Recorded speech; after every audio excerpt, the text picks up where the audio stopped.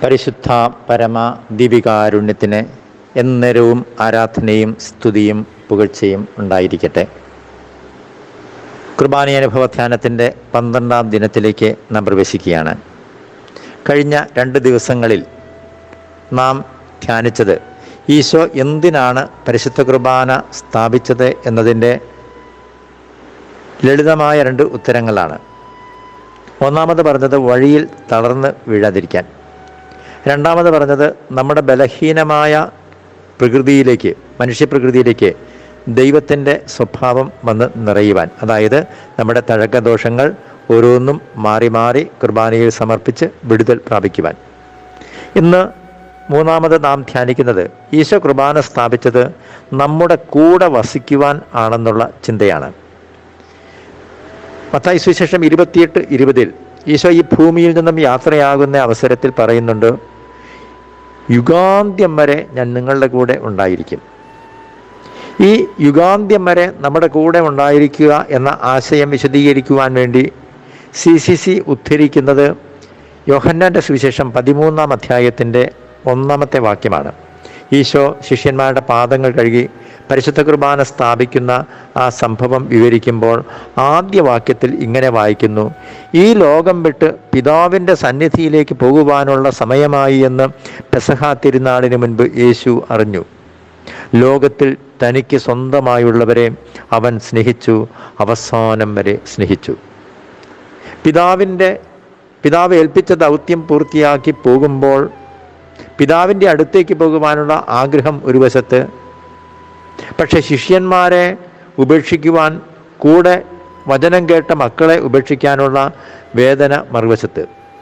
ഒരുപക്ഷെ ഇതിന് രണ്ടിനും കൂടി ഈശോ കണ്ടെത്തിയ പരിഹാരം കൂടിയായിരിക്കാം പരിശുദ്ധ കുർബാന. രക്ഷാകര പദ്ധതിയിൽ അത് ഉണ്ടായിരുന്നു.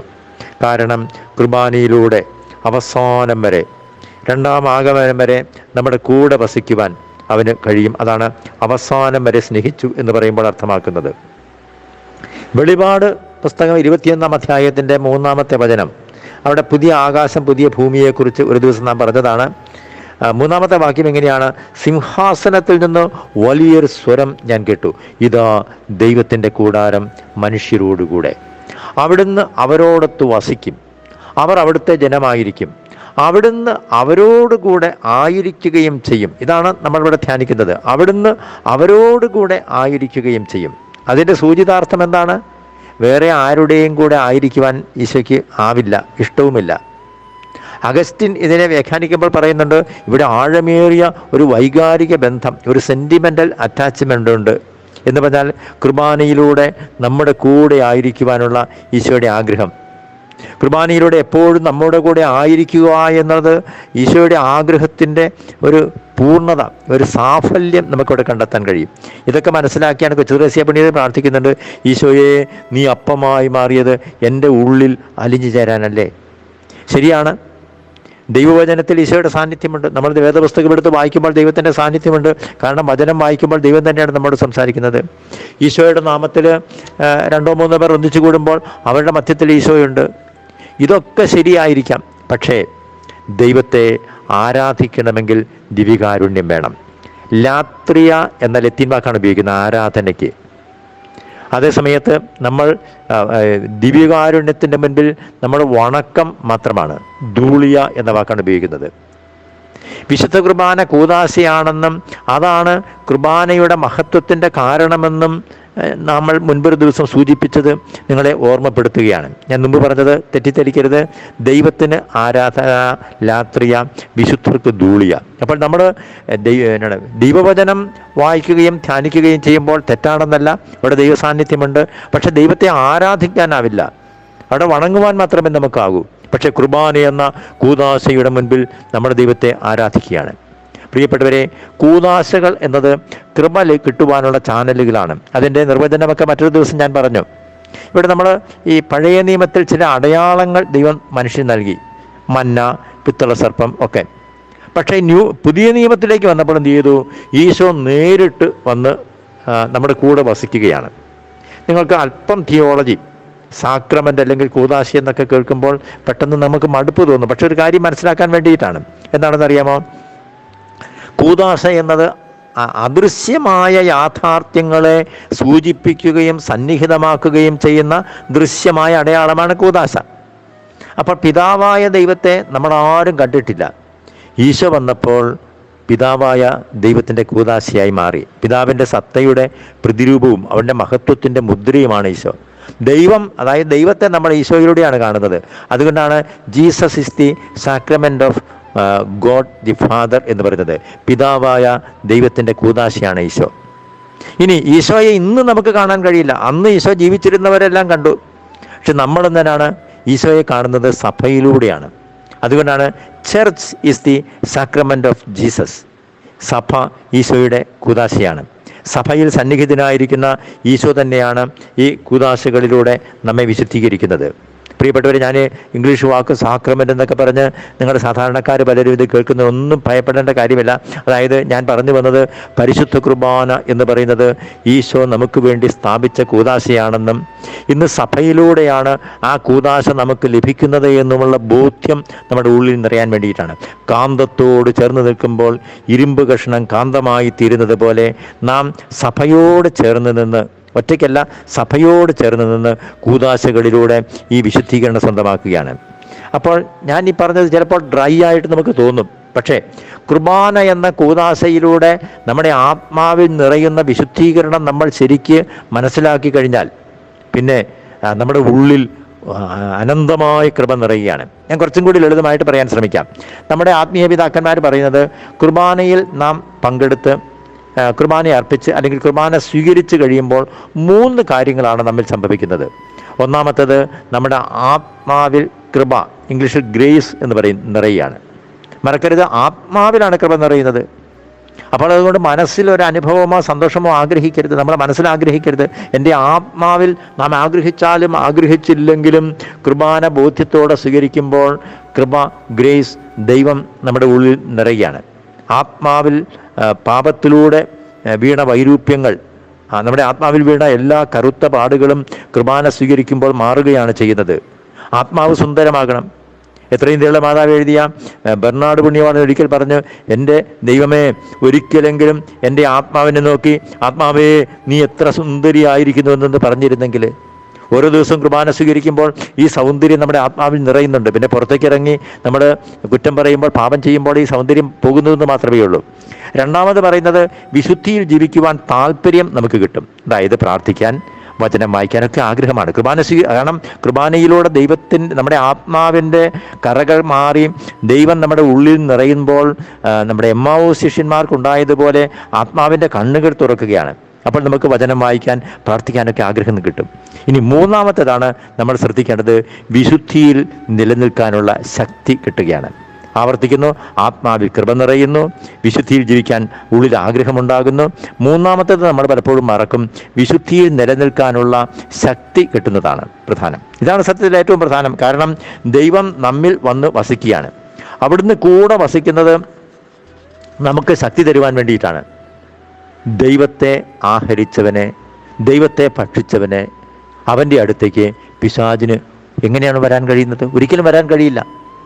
ഇനി നമ്മളീ പറഞ്ഞ ധ്യാനിക്കുന്ന കാര്യങ്ങളൊന്നും തിരിച്ചറിഞ്ഞില്ലെങ്കിലും കുർബാനയിലൂടെ കൃപ ഒരിക്കലും ചോർന്നു പോവുകയില്ല, നമ്മിൽ നിറയും. പക്ഷെ തിരിച്ചറിഞ്ഞാൽ ഇരട്ടി ശക്തിയോടുകൂടി പ്രലോഭനങ്ങൾ വരുമ്പോൾ ഈ ദൈവശക്തി നമ്മുടെ ഉള്ളിൽ നിന്നും സടകുടഞ്ഞ് എഴുന്നേൽക്കുന്നത്, ഞാൻ സ്വീകരിച്ചിരിക്കുന്നത് എൻ്റെ ദൈവത്തെയാണെന്നുള്ള ബോധ്യത്തോടു കൂടി, എൻ്റെ ദൈവം എൻ്റെ ഉള്ളിൽ വസിക്കുന്നുവെന്ന ബോധ്യത്തോടു കൂടി.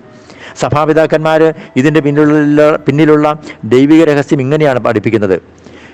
ക്രിസ്തു കുർബാനയിലൂടെ തൻ്റെ ആത്മാവിനെയാണ് നമുക്ക് തരുന്നത്. വളരെ പ്രധാനപ്പെട്ട ഒരു ചിന്തയാണ്. ഹല്ലേലൂയ, എല്ലാവരും ശ്രദ്ധിക്കുക. നാം കുർബാന സ്വീകരിക്കുമ്പോൾ ആ കുർബാനയിലൂടെ ക്രിസ്തു തൻ്റെ ആത്മാവിനെ നമുക്ക് തരികയാണ്. മറക്കരുത്, ക്രിസ്തു കുർബാന സ്വീകരിക്കുമ്പോൾ തൻ്റെ ആത്മാവിനെ നമ്മുടെ ഉള്ളിൽ നിറയ്ക്കുന്നു. വിശുദ്ധ എഫ്രേം പറയുന്നത്, വിശ്വാസത്തോടെ വിശുദ്ധ കുർബാന സ്വീകരിക്കുന്നവർ അഗ്നിയെയും അരൂപിയെയും സ്വീകരിക്കുന്നു. നിങ്ങളെല്ലാവരും ഇതെടുത്ത് ഭക്ഷിക്കുക. എഫ്രേം പറയുന്നതാണ്. ഇതോടൊപ്പം പരിശുദ്ധാത്മാവിനെ സ്വീകരിക്കുക. ജോൺ ക്രിസോസ്റ്റോമിൻ്റെ ഡിവൈൻ ലിറ്റർജിയിൽ ഒരു പ്രാർത്ഥനയുണ്ട്, ഞങ്ങൾ എല്ലാവരിലേക്കും ഈ കാഴ്ച വസ്തുക്കളിലേക്കും ദൈവമേ അവിടുത്തെ പരിശുദ്ധാത്മാവിനെ അയക്കണമേ.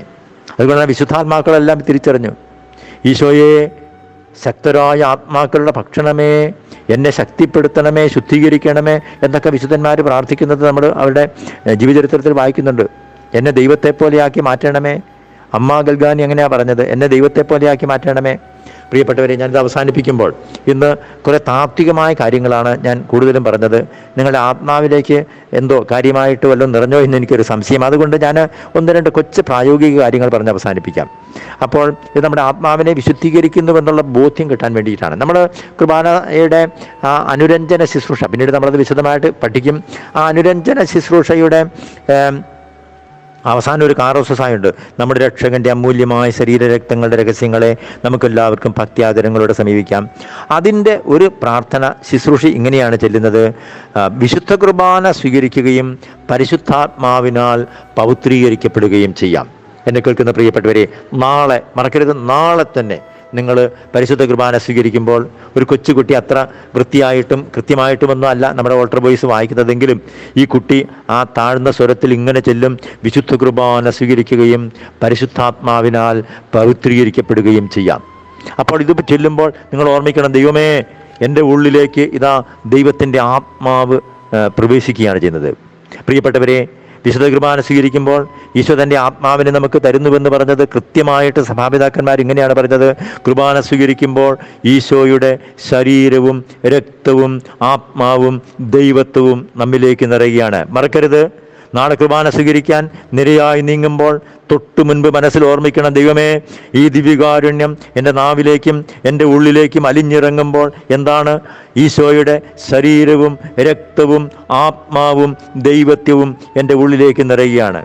പിതാവേ, അങ്ങയുടെ കരങ്ങളിലേക്ക് എൻ്റെ ആത്മാവിനെ ഞാൻ സമർപ്പിക്കുന്നുവെന്ന് ഉച്ചത്തിൽ ഈശോ നിലവിളിച്ചെങ്കിൽ ആ ആത്മാവിനെയാണ് നമുക്ക് തരുന്നത്. ശരീരവും രക്തവും ആത്മാവും ദൈവത്വവും നമുക്ക് തരികയാണ്. മറക്കരുത്. എന്തിനാണ്? നമ്മുടെ ബലഹീനമായ മനുഷ്യപ്രകൃതിയിൽ ദൈവ സ്വഭാവം നിറയ്ക്കാൻ വേണ്ടി. ഒരു കൊച്ചു കാര്യം കൂടി, ഒരു സ്പിരിച്വൽ ടിപ്പാണ്. നമ്മൾ കുർബാന സ്വീകരിക്കാനായിട്ട് നിരയായി ക്യൂ നിന്ന് പോകുമ്പോൾ എൻ്റെ മുൻപിൽ നിൽക്കുന്നവരെല്ലാം അപ്പസ്തോലന്മാരാണെന്ന് സങ്കല്പിക്കുക. 12ാമത്തെ ആൾക്ക് അപ്പസ്തോലന് ഈശോ കുർബാന കൊടുത്ത് 13ാമത് ക്യൂ നിൽക്കുന്നത്, നോക്കി നിൽക്കുന്നത്, നിരയിൽ നിൽക്കുന്നത് ഞാനാണ്. 12 അപ്പസ്തോലന്മാർക്ക് കൊടുത്ത് 13ാമത് സ്വീകരിക്കുവാൻ ദൈവമേ എനിക്ക് അവിടുന്ന് ഭാഗ്യം തന്നു. ദൈവമേ, എത്ര മനോഹരമായ ഭാഗ്യമാണത്. ഞാൻ വെറുതെ നിങ്ങളുടെ ഉള്ളിലേക്കൊരു ബോധ്യം നിറയാൻ വേണ്ടിയിട്ടാണ്. 1ഉം 3ഉം മറന്നാലും 2ാമത്തേത് മറക്കരുത്. ഞാൻ കുർബാന സ്വീകരിക്കുമ്പോൾ ഈശോയുടെ ശരീരവും രക്തവും ആത്മാവും ദൈവത്വവും എൻ്റെ ഉള്ളിൽ നിറയ്ക്കുകയാണ്. കർത്താവേ, നാളെ കുർബാന സ്വീകരിക്കുമ്പോൾ ഈ മക്കളിലേക്ക് ഈ ഒരു ബോധ്യം കൊടുക്കണമേ. പരിശുദ്ധാത്മാവിനെ സ്വീകരിക്കുന്നുവെന്നും ഈശോയുടെ ദൈവത്വവും ഈശോയുടെ ആത്മാവിനെയും സ്വീകരിക്കുന്നുവെന്നുമുള്ള ബോധ്യം കൊടുക്കണമേ. അവിടുത്തെ പരിശുദ്ധ രക്തം കൊണ്ട് എല്ലാ മക്കളെയും മുദ്ര ചെയ്യുന്നു. കർത്താവേ, അവിടുത്തെ സ്നേഹം കൊണ്ട് എല്ലാ മക്കളെയും അഭിഷേകം ചെയ്യണമേ. ഈശോയെ, ഈ കേൾക്കുന്ന മക്കളിലേക്ക് കുർബാനയെ കൂടുതൽ സ്നേഹിക്കാനുള്ള അഭിഷേകം കൊടുക്കണമേ, ആഗ്രഹം കൊടുക്കണമേ. അന്ധകാര ശക്തികൾ വിട്ടുപോകട്ടെ എന്ന് പ്രാർത്ഥിക്കുന്നു. നമ്മുടെ കർത്താവ് ഈശോ മിശിഹായുടെ കൃപയും പിതാവായ ദൈവത്തിൻ്റെ സ്നേഹവും പരിശുദ്ധാത്മാവിൻ്റെ സഹവാസവും പരിശുദ്ധ അമ്മയുടെയും വിശുദ്ധ യോസേപ്പ് പിതാവിൻ്റെയും പ്രത്യേക സംരക്ഷണവും നാം എല്ലാവരുടെയും കൂടി ഉണ്ടായിരിക്കട്ടെ, ഇപ്പോഴും എപ്പോഴും എന്നേക്കും. ആമേൻ.